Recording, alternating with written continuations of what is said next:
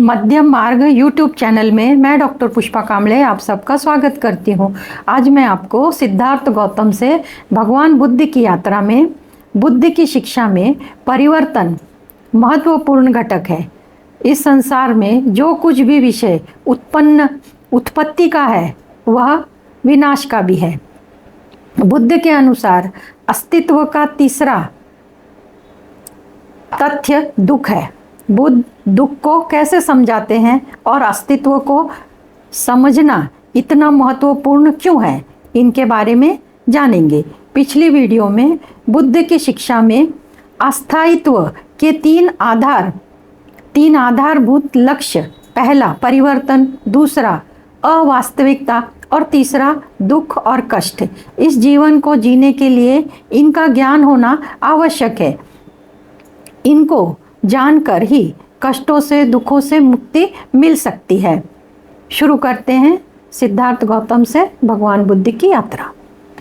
बुद्ध दुख को समझाते हुए कहते हैं कि हम दूसरों को सुखी, संतुष्ट, आनंदी देखकर हम अपने आप को उनसे कम समझने लगते हैं और इस कारण से हम दुखी होते हैं। यही हमारे दुख का मूल कारण है। यह ऐसी मनस की स्थिति है कि इसका अनुमान लगाना मुश्किल है।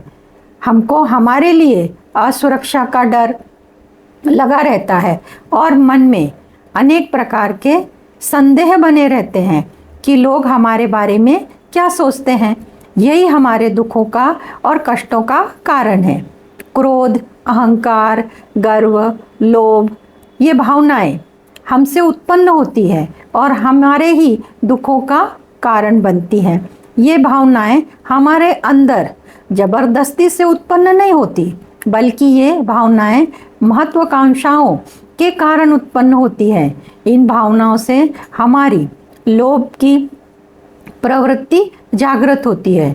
कुछ भावनाओं के बारे में हम गलत सोचते हैं कि हम अनंत हैं, हमारा नाश नहीं हो सकता, हमारा अस्तित्व हमेशा के लिए है, ये हम सोचते हैं। और प्रत्येक क्षण कष्टों को लेकर आता है। जो परिस्थिति अभी अनुकूल है परंतु भविष्य में वही दुखों का कारण है। यह ऐसा दुख है जिसे हम जानते ही नहीं हैं। बुद्ध के अनुसार अस्तित्व को समझना इतना महत्वपूर्ण क्यों है? बौद्ध धर्म की शिक्षा का महत्वपूर्ण पहलू है, महत्वपूर्ण घटक है। बुद्ध के अनुसार किसी भी चीज के लिए अधिक चाहिए की भावना ही दुख है। यही दुख का मूल कारण है। इसको समझ पाना इतना कठिन क्यों है? प्रत्येक चीज अथवा व्यक्ति अस्थायी है, यानी हमेशा के लिए नहीं है। इस बात पर विश्वास करे या न करे, परंतु सत्य यही है। पहला, बुद्ध के अस्तित्व का सिद्धांत अत्यंत सरल है। किसी चीज के प्रति लगाव मत रखो। जीवन का आनंद लेते समय हर एक चीज और व्यक्ति हमें अधिक से अधिक चाहिए होती है। अति लालसा की प्रवृत्ति वस्तुओं में, संपत्ति में, भौतिक जगत में, मित्रों में और अन्य जीवन आवश्यक वस्तुओं में और व्यक्ति में, इन सब का समावेश होता है। ये सभी अस्थायी हैं, एक दिन नष्ट होने वाली है। दूसरा, अस्तित्व के ज्ञान से मुक्ति मिल सकती है। जैसे हम परिवर्तन को समझ लेते हैं, उसी क्षण हमारा मन और शरीर किसी वस्तु के प्रति लगाव या किसी व्यक्ति के प्रति लगाव को कम करता है और तृष्णा की उत्पत्ति होने से रोकता है। किसी के प्रति लालसा यह दुखों का कारण है। यदि आप यह समझते हैं कि आपके पास अस्तित्व को समझने के लिए औषधि है, तो आपने अपने जीवन में वस्तुओं को सपने की तरह या भ्रम की तरह देखते हैं तो यह अनुभव ज़्यादा देर तक नहीं रह सकता। हम में से प्रत्येक के अंदर यह क्षमता है कि हम अपने जीवन का संपूर्ण आनंद ले सके। हमारे जीवन में हमारे साथ प्रत्येक चीज की समाप्ति की तारीख और समय निर्धारित है। तीसरा, परिवर्तन की शिक्षा का तात्पर्य यह है कि जीवन का प्रत्येक पल अनित्य है। इसमें गंध, स्वाद, शरीर में होने वाली अनुभूतियाँ, ध्वनि, दृश्य एवं विचार शामिल है। ये सभी अनुभव स्थायी लगते हैं परंतु कुछ समय बाद चले जाते हैं, यानी अस्थिर है। समय बीतने के साथ हमारा क्रोध और नाराजगी भी हमारे मन से मिट जाती है। विवेक के साथ दुखों की समाप्ति की जा सकती है। अस्तित्व को समझने का चौथा नियम, बुद्ध कष्ट को अलग अलग दृष्टिकोण से समझाते हैं। बुद्ध कहते हैं दुख अस्तित्व के कारण नहीं उत्पन्न होते, बल्कि दुखों का जन्म चीज़ों से, स्थानों से, व्यक्तियों से, विचारों से, विश्वास से, संस्कारों से और रीति रिवाज से होता है।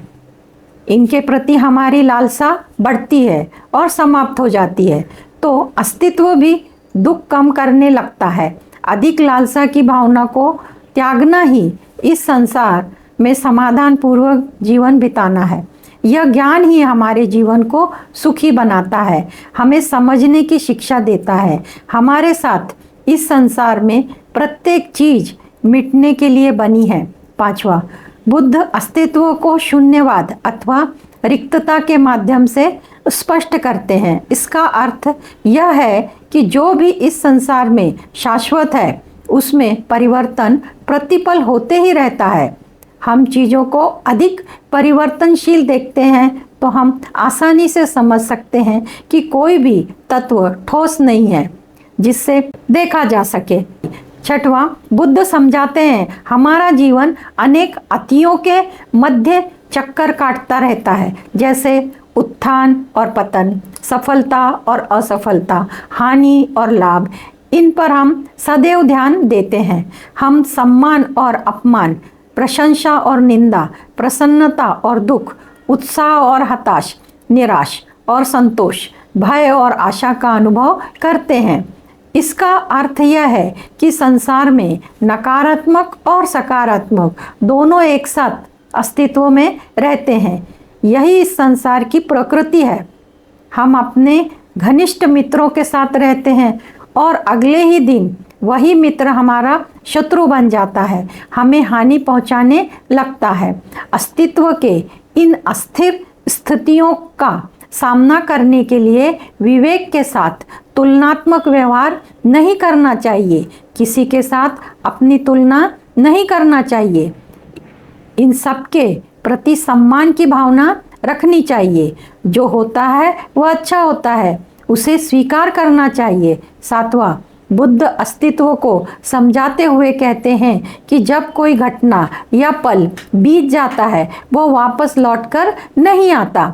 यदि हम अस्तित्व के नियम को समझते हैं तो हम अतीत के पीछे भागने में समय नष्ट नहीं करेंगे। इसके साथ साथ जलन, अहंकार, निंदा जैसे चिड़चिड़ पैदा करने वाले विचारों को नष्ट किया जा सकता है।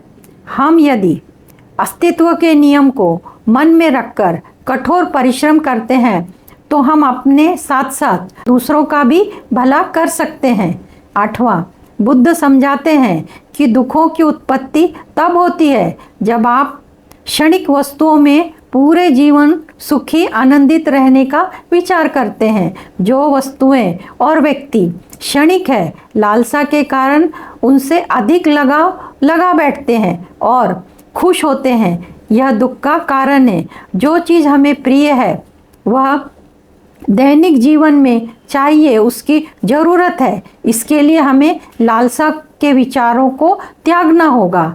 वे अति लालच के विचार होते हैं जिन्हें हमें त्यागना होता है। इसको इस तरह से समझते हैं उदाहरण के साथ। किसी फूल को देखकर हम उस फूल से प्यार करते हैं। हमको अच्छी तरह से मालूम होता है कि वह फूल सूखने वाला है, फिर भी हम उस फूल से प्यार करते हैं। उसी प्रकार जीवन में जो भी आवश्यक है उससे प्यार होना चाहिए। बुद्ध समझाते हैं विवेक के साथ वस्तु जैसी है उसे वैसा ही स्वीकार करें, परंतु उसके लिए आसक्ति नहीं होनी चाहिए। इससे अपना भी भला होगा और दूसरों का भी भला कर सकते हैं। नौवां, बुद्ध कहते हैं यदि हम अस्तित्व को अच्छी तरह समझ लेते हैं दुखों से मुक्ति मिल सकती है। सुख, आनंद, खुशी के साथ जीवन जी सकते हैं। अस्तित्व का ज्ञान हमें आत्मविश्वास, शांति एवं खुशी देता है। 10वां, अस्तित्व के प्रत्येक पल को महसूस करने के बाद सभी चीज़ों पर ध्यान दे पाएंगे। तब हमें मालूम होगा कि वास्तव में वे हैं क्या है।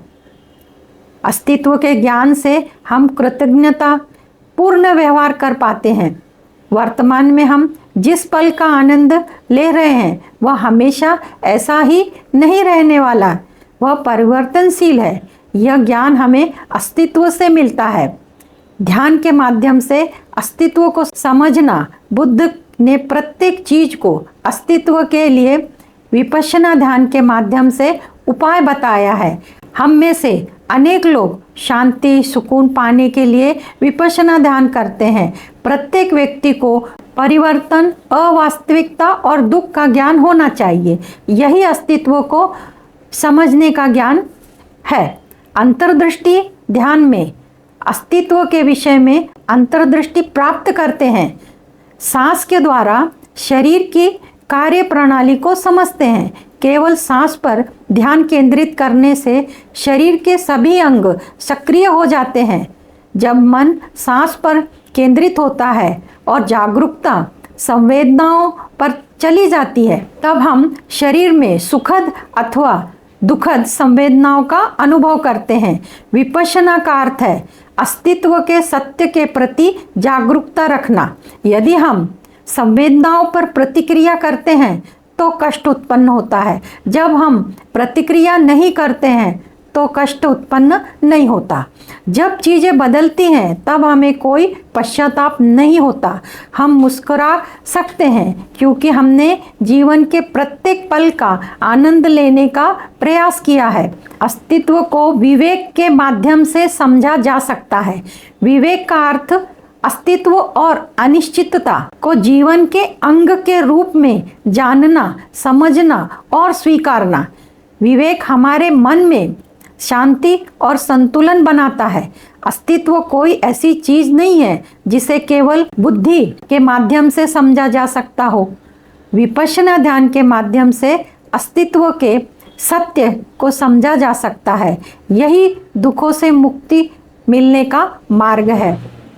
बुद्ध ने अस्तित्व और कष्टों के मध्य संबंध को देखा, कष्टों को दूर करने के उपाय बताए। अस्तित्व बुद्ध के ज्ञान प्राप्ति के रहस्यों में से एक था। उन्होंने कहा, परिवर्तन को रोकना कठिन है। पृथ्वी पर कभी भी कोई भी मुक्त नहीं है। परिवर्तन को स्वीकारना ही होगा। दुखों से, कष्टों से मुक्ति पा सकते हैं। सिद्धार्थ गौतम से भगवान बुद्ध की यात्रा में आज इतना ही।